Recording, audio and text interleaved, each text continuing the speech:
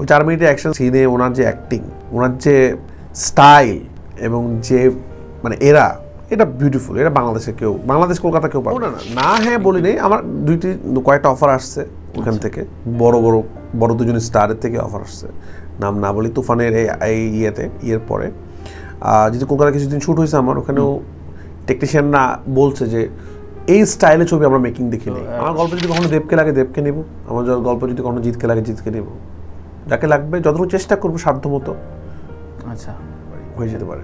মানে এখন আমার মানুষের সাথে মন খারাপ হচ্ছে এই কারণে যে আমি না করতেছি, যে আমি আমার সিনেমাটা করতে, এটা এবং বলাটা খুব কষ্টের। মানে সবাই ভালো, কিন্তু আমাকে আসলে বুঝে শুনেই চিন্তা করতে হচ্ছে, কারণ আমি আমার কেরিয়ারটাকে তো আসলে ভালোবাসি, এটাকে ধরে রাখতে চাই, মানুষকে ভালো জিনিস দিতে চাই। আমি একটা প্রফেশনাল প্রডিউসারের কাজ করতে চাই, যারা খুব প্রফেশনাল।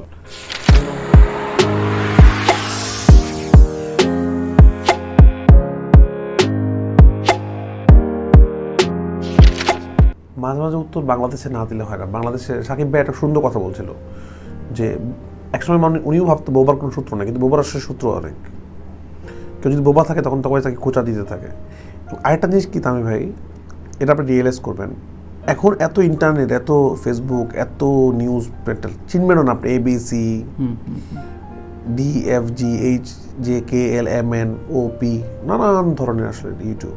এগুলোতে কি হচ্ছে, একটা মিথ্যাকে বারবার বলতে বলতে মিথ্যাকে সত্যি বানায় ফেলে এক সময়। আপনি ভাবতেছেন কি, যারা আমরা জানি মিডিয়া সম্বন্ধে, তারা বলছে এটা একটা ফেক নিউজ পোর্টাল, সাধারণ মানুষটা জানে না, আমরা বিশ্বাস করা শুরু করে যে না এসে ভুললো। তো আমাদের প্রাইম মিনিস্টার মাঝে মাঝে কথা বলে দেখবেন, খুব বোল্ডলি কথা বলে, সবসময় চুপ থাকে, মাঝে মাঝে চুপ থাকে, কথা বলে বিশ্বাস করি না। আমি সিনেমা বানানো বিশ্বাস করি, আমি যেটা বলছি সেটা তো বানায় দেখায় না। তারপর যখন কিছু মানুষ কথা বলে তখন তাদেরকে একটু শক্তভাবে বলতে হবে। তারপরে হয়তো এভাবে না বলা বেটার। বয়সটা কম তো মাঝে মাঝে রক্ত গরম হয়ে যায়, বাট আমি চাই না এভাবে কথা বলতে। আমি সবাইকে শ্রদ্ধা করতে চাই, সিনিয়রদেরকে আমি অনেক সম্মান করি। আমার কোনো শত্রু নয়, আমি সবাইকে ভালোবাসি, আমার সাথে ভালো লাগে আমি শ্রদ্ধা করে। মানে সাকিব ভাই মন থেকে না চাইলে কেন করতো? উনি সবসময় বলে যে একমাত্র স্টাইলিশ নায়ক সালমান শাহ। উনি বলে সবসময়, শুটিংয়ে গল্প করছে আমার সাথে, যে উনি বেঁচে থাকলে বাংলাদেশ সিনেমা আরও অনেক বড় হতো। রায়হান রাফি দায়িত্ব পালন করছে। আমি তো কার সাথে সিনেমা করলাম না, সিনেমার সাথে করলাম, শরীফুল রাজের সাথে করলাম, শুভ ভাইয়ের সাথে করলাম, সাকিব ভাইয়ের সাথে করলাম, নজর ভাইয়ের সাথে করলাম। আমার তো কোনো হিরো বাদ নাই। আপনি একজনের নাম বলে রাফি, তুমি ওর সাথে কাজ করতেছো না, রোশান বাকি আছে, বাপ্পি বাকি আছে, এরা আছে, করে ফেলবো খুব তাড়াতাড়ি, হয়তো সামনে করে হয়ে যাবে কাজ। আমি তো করতেছি, আর কেউ আগে আসতেছে না কেন করতেছে না কেন ওই সুরঙ্গ প্রিয়তমার সময় হাইপ উঠলো, 1 বছর পর কেন আবার হাইপ উঠলো? হাওয়া পড়ান রায়হান রাফির সিনেমা ছিল, সুরঙ্গ প্রিয়তমা, তুফান, মাঝখানে আর কোনো ছবি কেন ওয়ার্ক করলো না? তো আমার সবসময় ছিল যে আমি সিনেমা বানাবো, শুধু বিজ্ঞাপন বানাবো না, এবং সিনেমা বানায় যে অনেক ভালো থাকা যায় সেটা দেখাবো, বিজ্ঞাপন থেকেও ভালো থাকা যায়। আমি এই জন্যই এই গাড়ি তো কিনছি, এই জন্য যে ডিরেক্টর এইভাবে থাকতে হবে। অভিনন্দন। পৃথিবীর সব ডিরেক্টররা এইভাবেই থাকে, আমাদের দেশে ডিরেক্টররা শুধুমাত্র তুফান তো আসবেই, এর মধ্যে অন্য ছবি আসবে। কারণ আমি দর্শক দেখলাম ইয়ে করতেছে যে প্রভাস SS রাজামৌলি, তারপরে আপনার ইয়াশ প্রশান্ত নীল, অ্যাটলি শাহরুখ খান, যাদের জুটিগুলো ভালো, রায়হান রাফি সাকিব খান, তো এটা ভালো লাগে। এবং আসলে আমাদের জুটিটা তো, আমার সাথে সিয়ামের জুটিও ভালো ছিল, আমার সাথে রাজের জুটিও ভালো, নিশু ভাইয়ের জুটিও ভালো, সাকিব ভাইয়ের জুটিটা ব্লাস্ট হয়েছে আর কি। ব্লাস্ট হলে কি মানুষ আরও বেশি বেশি যাবে। আর এত বড় সুপারস্টার, এত বড় মেগাস্টারকে নিয়ে কেন কাজ করবো না? অবশ্যই কাজ করবো, উনি আমাদের সম্পদ। এবং আমি তো খুব এনজয় করছি কাজ করে, সিরিয়াসলি তার আমি খুব এনজয় করছি। মানে আমি কল্পনাও করি না আমি এত ভালো লাগবে ওনার সাথে কাজ করে। টাইমলি রিলিজ দিচ্ছি আমরা, কিন্তু আমিও শুনছি আমাদের টেনশন আছে, কলকাতায় অনেক পাইরেসি হয়। তো এবার আমরা অনেক প্ল্যান করে রিলিজ করছি। আমাদের এবার আমরা সোচ্চার থাকবো, ইনশাল্লাহ হবে না। বাট পাইরেসি যে কোথায় হচ্ছিল তা আমরা জানি না, বাংলাদেশে হতে পারে ওখানে হয়েছিল সুরঙ্গর সময়। তো চেষ্টা করবো পাইরেসি না হওয়ার জন্য, আমরা তো সব রকম পদক্ষেপ নিব। আমাদের দেশে তো পাইরেসি হওয়ার সম্ভাবনা নেই, আমাদের দেশে আমি জানি কিনা জানি না, আপনার প্রোগ্রামের মাধ্যমে বলি যে আমাদের সুরঙ্গ পাইরেসির সাথে জড়িত ছিল। মানে দেখেন, যারা 4 বছর জেল খাটতেছে তারা কিন্তু পাইরেসিটা ডিরেক্ট ভিডিও করে নেই। এটা আমি আপনার প্রোগ্রামের মাধ্যমে জানাই দিই, যারা করছে 4 বছর জেল হয়ে যাচ্ছে ওদের, এই 4 জন অ্যারেস্ট হয়েছিল। এর ওই লিঙ্কটাকে ওর ইউটিউব চ্যানেলে ছেড়ে দিয়েছিল, এটাও পাইরেসি আওতায় পড়ে। ও হয়তো কেউ অনেক, এর মধ্যে একজন দুজন আছে হয়তো তারা বুঝেই নেই, না বুঝেই এটা তাই ইউটিউব উঠাই দিয়েছিল। পুলিশ কিন্তু তাদেরকে অ্যারেস্ট করে নিয়ে গেছে। আসলো তো অনেকগুলো, এবার আসছে অনেকগুলো তুফানের পর। না হ্যাঁ বলি নেই, আমার কয়েকটা অফার আসছে ওখান থেকে, বড় দুজন স্টারের থেকে অফার আসছে, নাম না বলি। তুফানের এই ইয়ের পরে যদি কলকাতা কিছুদিন শ্যুট হয়েছে আমার, ওখানেও টেকনিশিয়ানরা বলছে যে এই স্টাইলে ছবি আমরা মেকিং দেখি নেই, তো তারাও কিন্তু খুব এক্সাইটেড, ইন্ডিয়াতে খুব এক্সাইটেড। তো এখনও বসা হয় নাই, তো অবশ্যই করবো। আমার গল্পে যদি আমি একটা জিনিস বিশ্বাস করতে হবে, আমার গল্পে যেমন যাকে লাগবে তাকেই নেবো। গল্পে যদি কখনো দেবকে লাগে দেবকে নেবো, আমার গল্প যদি কখনো জিতকে লাগে জিতকে নেবো, যাকে লাগবে যতটুকু চেষ্টা করবো সাধ্য মতো। আচ্ছা, হয়ে যেতে পারে। অনেক টাকা নিচ্ছি মানে এখন আমার মানুষের সাথে মন খারাপ হচ্ছে এই কারণে যে আমি না করতেছি, যে আমি আমার সিনেমাটা করতে, এটা এবং বলাটা খুব কষ্টের। মানে সবাই ভালো, কিন্তু আমাকে আসলে বুঝে শুনেই চিন্তা করতে হচ্ছে, কারণ আমি আমার কেরিয়ারটাকে তো আসলে ভালোবাসি, এটাকে ধরে রাখতে চাই, মানুষকে ভালো জিনিস দিতে চাই। আমি একটা প্রফেশনাল প্রডিউসারের কাজ করতে চাই, যারা খুব প্রফেশনাল। আমি নন প্রফেশনাল প্রডিউসারের কাজ করতে চাই না। শুধু টাকা দিয়ে দেয় সে একটা প্রডিউসার না, প্রডিউসারের কাজ টাকা দেওয়া না। প্রডিউসিং জিনিসটা কিন্তু অনেক বড় ব্যাপার, পড়াশোনাও আছে এটা নিয়ে। প্রডিউসিং জিনিস ডিরেক্টরকে, আমি কিন্তু সিনেমা তুফাতে শুধু ডিরেকশন দিয়েছি, আর কিছু করি নেই, শুধু ডিরেকশন। এটা ডিস্ট্রিবিউশন, এটা মার্কেটিং, টোটাল জিনিসটা এটা কীভাবে হবে, এটা প্ল্যানিং সব প্রডিউসার করছে, যেটা প্রডিউসারের জব। টাকা দিয়ে দিলাম, রাফিক কাজ করে নিয়ে আসো, কাজ কেন হচ্ছে না, শুটিং কেন হচ্ছে না, এটা তো প্রডিউসার এটা বলবে না। শুটিং কেন হচ্ছে না ডিরেক্টর প্রডিউসারকে বলবে, শুটিং হচ্ছে না কেন। ডিরেক্টরের কাজ তো শুটিং নামানো না, শুটিং করবে ডিরেক্টরের কাজ করবে। আমাদের দেশে যেটা হয়েছে, ডিরেক্টররা আসলে প্রডিউস করে, ইনভেস্টার আছে অনেক, প্রডিউসার কম। তো এখন সারিয়া শাকিল, রেদওয়ান রনি, SBF, এদের আদনান ভাই, এরকম ভালো ভালো কিছু প্রডিউসার তৈরি হয়েছে। আদনান ভাই শুনছি খুব ভালো প্রডিউসার, অনেক ইনভলভ হয়।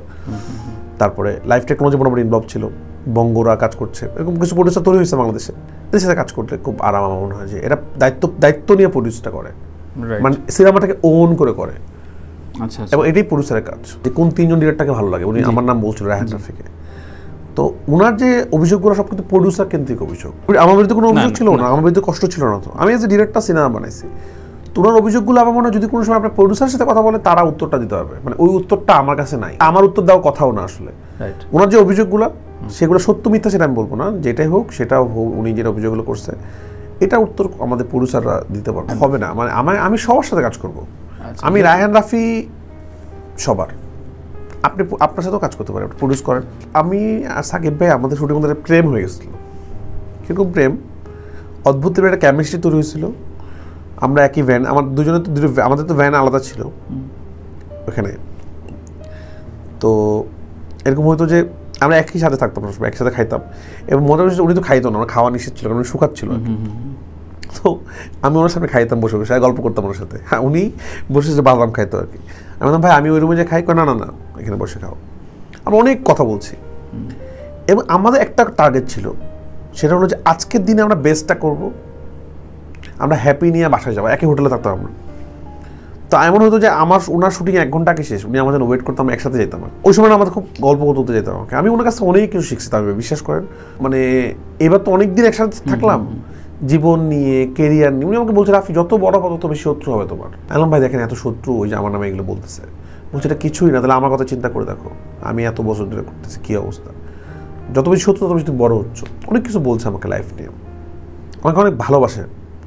মানে মানুষটা আমাকে আসলে ভালোবাসে, মানে কিছু ভালোবাসা না, সত্যি সত্যি ভালোবাসা। হিমেলা সাহেব ভালো ডিরেক্টর, ভালোবাসবে না কেন, এত বড় একটা হিট দিছে। বাট আমার সাথে ওনার ওইরকম। বাট আমি ওনাকে যেটা বলছিলাম সেটা হলো যে, সাহেব ভাই আমি চাই প্রতিদিন যেন কালকের কাজটাকে আজকে ছাড়া যেতে পারি। তো এটা আমরা করছি। প্রথম দিন মনে হচ্ছে সারা আজকে বেস্ট শুটিং করলাম, পরের দিন মনে হচ্ছে কালকে থেকে আজকে বেস্ট। এরকম প্রতিদিন থেকে বেস্ট যেন হয় জিনিসটা। আমাদের একটা 1 টেকের একটা শট ছিল। আচ্ছা, ওই দিন আমরা খুব এক্সাইটেড ছিলাম। আমি আর সাকিব ভাই বলছিলাম এটা আমরা করবো। টিম বলতেছিল যে এটা পসিবল না, এত বড় অ্যাকশন সিনটা ছিল, হাসপাতালে যে অ্যাকশন সিনটা, আনকাট অ্যাকশন সিন। এই আনকাটের মধ্যে আবার গাড়ি উড়াই দেওয়া হচ্ছে, মানে গাড়ির মধ্যে এখন সব কিছু অ্যাকুরেট থাকতে হবে। রিহার্সেল হলো 3-4 দিন। এটাও সবাই বললো যে এটা পসিবল না, কারণ 3 তালা, আবার লিফট, ইঞ্জুলে আবার প্রথম থেকে কি একটা প্রেশার, এবং একসাথে কি হচ্ছে, একবার ইঞ্জুলে 3 ঘন্টা সময় নষ্ট। কারণ এটার সাথে আমাদের তো গুলিগুলো তো রিয়েল, মানে ভিএফএক্সে এই শট সম্ভব না। রিয়েলি গুলি, কস্টিউম চেঞ্জ করে আবার নতুন কস্টিউম পরতে হবে, প্রতিটা জিনিস আবার করতে হবে। গাড়ি আগুন লাগাবেন কয়বার, গাড়ি 3টা গাড়ি রাখছিলাম আমরা। সাকিব ভাই আমাকে বললো যে রাফি হবে ইনশাল্লাহ, এবং ম্যাজিকের মতো উনি সিনটা অ্যাক্টিং করলাম। আমি ওই দিন ওনার প্রেমে পড়ে গেলাম, যে আমার পুরো টিম বলো, একটা মানুষ এই লেভেলের অ্যাকশন, এবং ক্যামেরা চলতেছে, উনি চলতেছে, এবং এই সিনটা কোনো কাগজপত্রে ক্রাফট করা সম্ভব না। 4 মিনিট তো, কখন কি হবে, গুলি কোন দিক থেকে আসবে আমরা কেউ জানি না। ক্যামেরাকে আর সাকিব ভাইকে একসাথে খেলতে হবে, এবং আমাদের যে ফাইট ডিরেক্টর ছিল বোম্বের, উনি হলো ব্রিলিয়েন্ট। তোমাদের সাকিব খান ব্রিলিয়েন্ট, এত ভালো ক্যামেরা। উনি শাহরুখ খানের সাথে কাজ করছে, সালমান খানের সাথে কাজ করছে, উনি বাঘির মতো সিনেমার ফাইট ডিরেক্টর। এত ভালো লাইট বুঝে, এত ভালো অ্যাকশন, কখন পিছনে তাকাইতে হবে, কখন লোড করতে হবে, কখন চুলটা সরাইতে হবে। আমরা অবাক হয়ে যাচ্ছিলাম যে 25 বছর যে ওনার বয়স। আমি এক্সট্রা কিছু বলবো না। 25 বছর যে ওনার ক্যারিয়ারের বয়স, এটা ওনাকে আমি কাজ করে বুঝতে পারছি। প্রতিটা জিনিস উনি জানে, কোথায় লাইটটা থাকবে, কোথায় ওনাকে সরতে হবে, কোথায় কোয়ার্টিসকে জায়গা দিতে হবে। ব্রিলিয়েন্ট। ওই 4 মিনিটের অ্যাকশন সিনে ওনার যে অ্যাক্টিং, ওনার যে স্টাইল এবং যে মানে এটা বিউটিফুল। এটা বাংলাদেশ কলকাতা কেউ পারবে না।